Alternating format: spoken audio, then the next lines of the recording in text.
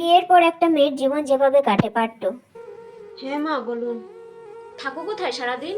ডেকে ডেকে পাওয়া যায় না? দুপুর তো হয়ে গেল, খাবার দাবার পাবো নাকি? আসলে মা সকাল থেকে খাওয়ার সময় পাইনি, তাই একটু খাচ্ছিলাম। ঠিক আছে ঠিক আছে, আগে সবাইকে খেতে দাও, তারপরে খাবে। ঠিক আছে মা। সব কাজ শেষ, মাথাটা খুব ব্যথা করছে, একটু শুই। বৌমা, ও বৌমা। হ্যাঁ মা, আসছি। বলুন মা। তোমার ননদ আসছে, যাও ওর জন্য ওর পছন্দের সব খাবার রান্না করো। ঠিক আছে মা। মাগো, আমিও আজ তুমি হয়ে উঠছি।